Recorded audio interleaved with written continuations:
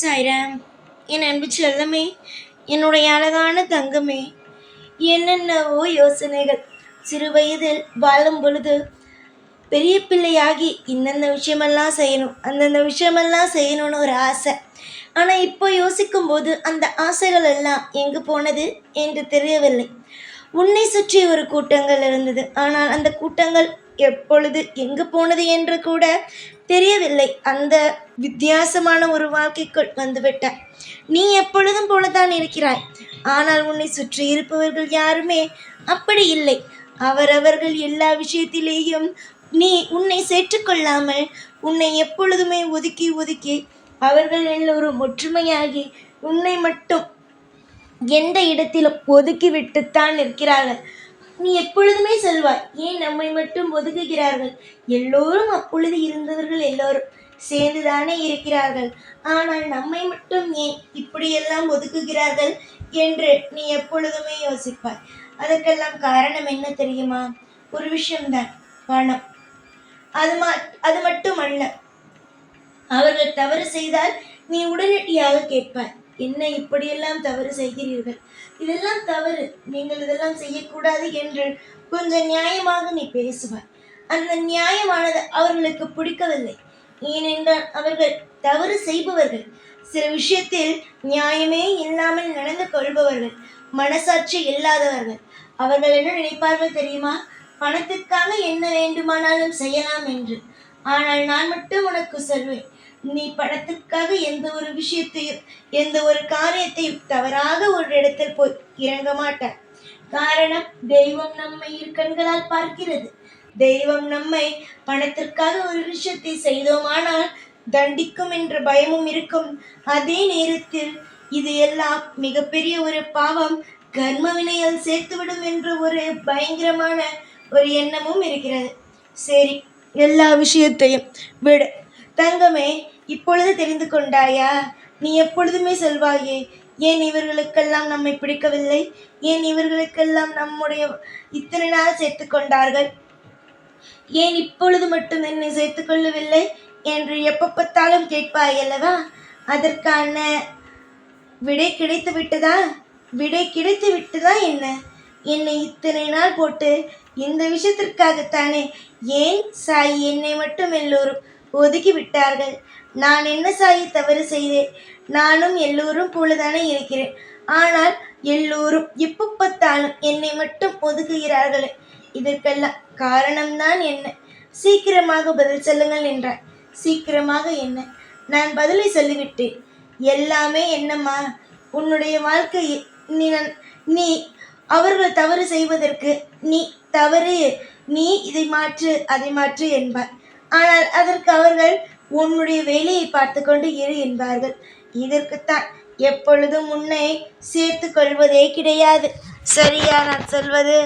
நீ என்னுடைய பிள்ளை. உன்னுடைய வாழ்க்கையில் எது நல்லது எது கெட்டது என்பது எனக்கு தெரியும். ஒவ்வொரு நாளும் நான் உனக்கு ஒரு விஷயத்தை மட்டும் சொல்வேன், உன்னுடைய வாழ்க்கை திருப்தியாக இருக்கும் தான். ஆனாலும் சில மனிதர்களை ஒதுக்கினால் மட்டும் திருப்தியாக இருக்கும் என்று. அது யார் சாயி? என்ன மனிதர்கள் என்று நீ பலமுறை கேட்டிருக்கிறாய். அந்த மனிதர்கள் யார் என்றால் தவறு செய்பவர்கள். அதாவது இத்தனை நாள் உன்னை ஒதுக்கி வைத்திருந்தார்கள் பார், அவர்கள்தான். உன்னுடைய சிறிய காலத்தில் எல்லாம் உன் கூட இருந்தார்கள், ஆனால் சமீப காலத்தில் உன்னை ஒதுக்கி விட்டார்கள்.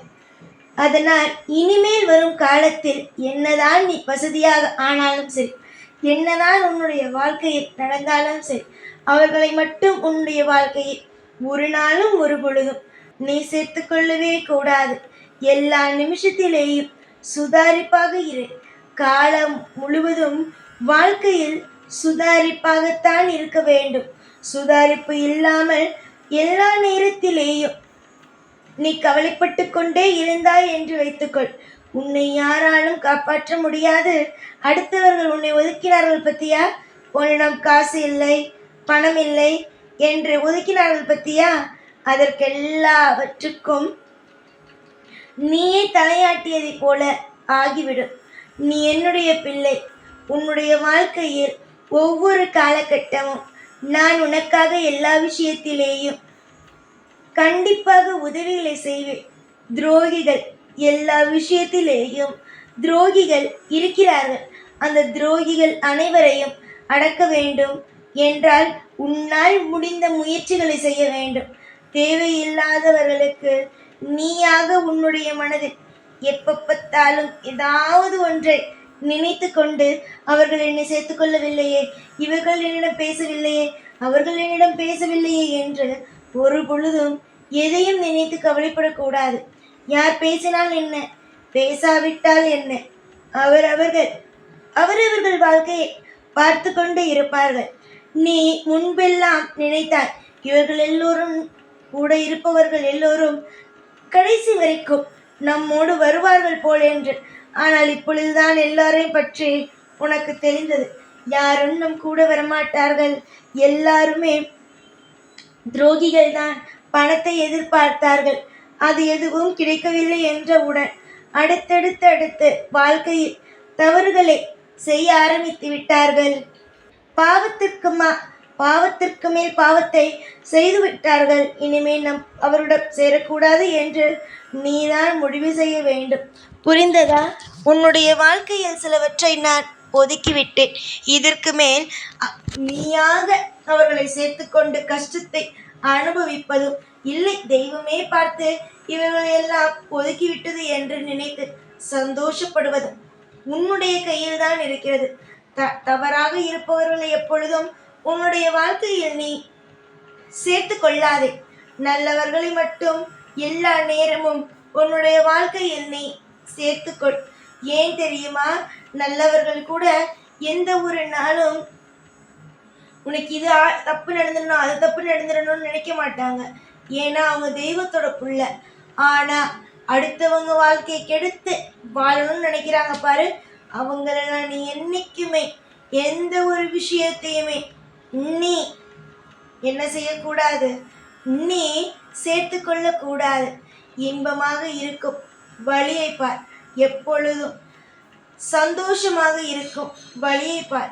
தேவைக்கு ஒவ்வொன்றும் கிடைக்கும் என்று நம்புங்கள். உங்களுக்கு தெய்வமானது துணை இருக்கிறது என்று நம்புங்கள். நாளுக்கு நாள் ஐஸ்வர்யங்கள் கட்டாயமாகவே பெருகும் என்று நம்புங்கள். துரோகிகள் எல்லாம் ஒளிந்தால் அப்பா ஒளிந்தார்களே என்று சந்தோஷப்படுங்கள். அதையெல்லாம் விட்டுவிட்டு துரோகிகள் கூட ஒதுங்கினாலும் நீ ஒதுங்காமல் என்றுமே இருந்து விடாதே. சரியா என்னுடைய தங்கமே? நான் சொல்வது அனைத்தும் உனக்கு புரியும் என்று நினைக்கிறேன். உன்னுடைய ஆசைகள், உன்னுடைய கனவுகள், உன்னுடைய அனைத்து விஷயங்களையும் நான் ஒவ்வொன்றாகவே குறித்து வைத்திருக்கிறேன். கண்டிப்பாக உன்னுடைய வாழ்க்கையில் குறித்த நேரத்தில் குறித்த அனைத்து விஷயங்களும் ஒரு விஷயம் கூட மாறாமல் எல்லாமே படிப்படியாக நடக்க ஆரம்பிக்கும். நம்பிக்கை மட்டும்தான் தேவையே தவிர நம்பிக்கை இல்லாமல் எந்த தெய்வத்தையும் வணங்குவது வீண் தான் என்று நான் சொல்வேன். உனக்கு இப்பொழுது இந்த வாக்கு கேட்கிற நம்பிக்கை இருக்கிறதா? நான் உனக்காக எல்லாமே செய்வேன், உனக்காக ஒவ்வொரு விஷயத்தையும் செய்வேன் என்று நம்பிக்கை இருக்கிறதா? நம்பிக்கை இருந்தால் தொடர்ந்து என்னை வணங்கு. நம்பிக்கை மட்டும் இல்லை, என்னை வணங்க வேண்டும் என்று ஒரு நாளும் அவசியம் இல்லை. தங்க பிள்ளைக்கு நான் இந்த சாய் ஒவ்வொரு நிமிஷமும் உறுதுணையாகவும் பாதுகாப்பாகவும் இருந்து கட்டாயமாக வாழ வைப்பேன். இன்பமும் துன்பமும் ஒவ்வொரு நாளும் நிச்சயமாக வந்து கொண்டும் சில விஷயத்தை அனுபவித்து கொண்டும் தான் இருக்க வேண்டும். இன்பமும் இருக்கும், துன்பமும் இருக்கும். எல்லா விஷயத்திலேயும் கண்டிப்பாக நீ வாழ்க்கையில் பார்த்து நிதானமாக ஒவ்வொரு காலையும் எடுத்து வைக்கத்தான் வேண்டும். அதனால் எதையும் நினைத்து கவலைப்படாதே. கஷ்டம் வந்து விட்டதே, நஷ்டம் வந்து விட்டதே என்று எந்த விஷயத்தையும் நினைக்காமல் நீயாக இரு. நான் இருப்பேன். இன்று மட்டுமல்ல, என்றுமே உன்னுடைய வாழ்க்கையில் துணையாக நான் இருப்பேன். நான் என்னுடைய பிள்ளைக்காக ஒவ்வொரு கணமும் வாழ்ந்து கொண்டு ஒவ்வொரு விஷயத்தையும் என்னுடைய பிள்ளைக்காக செய்து கொடுத்து கொண்டு நான் உங்க குடும்பத்தில் ஒருவனாக என்றுமே இருப்பேன். சரியாம்மா? நான் எதையும் தவறாகவும் சொல்லவில்லை, எதையும் உனக்கு பொய்யாகவும் சொல்லவில்லை. என்னுடைய தங்க பிள்ளைக்கு எல்லாம் இனி வரும் நாள் இன்பமான நாள் மட்டுமேதான். யோசித்துப் பார், உனக்கே சிரிப்பு வரும். நம்முடைய வாழ்க்கையில் இவ்வளவு கஷ்டப்பட்டும் எல்லா கஷ்டத்திலும் இருந்து அந்த தெய்வம் நம்மை காப்பாற்றி விட்டதே என்று நீயே பார்த்து சந்தோஷப்படும் அளவுக்கு உன்னுடைய வாழ்க்கையில் உனக்கு சந்தோஷம் கொட்டும், சிரிப்பும் வரும். யாரையும் நினைத்து எப்பொழுதும் இது நடந்துவிட்டது அது நடந்துவிட்டது என்று குழம்பி தவிக்காதே. எல்லாம் அற்புதமே. உன்னுடைய வாழ்க்கையை பார். உனக்காக நான் எல்லாம் செய்வேன் என்று நம்பு. கூடிய விரைவில் நீ எந்த ஒரு விஷயத்தில் தோற்று போனாயோ, எந்த இடத்தில் தோற்று போனாயோ, அதே இடத்தில் எழுந்திருத்து நிற்பாய். இதுதான் நான் உனக்கு தரப்போகும், கூடிய சீக்கிரமாக தரப்போகும் சந்தோஷமும் இன்ப பரிசும். எப்பொழுதும் உன் கூடவே இருப்பேன். இந்த சாய்நாத். ஓம் சாய்ராம்.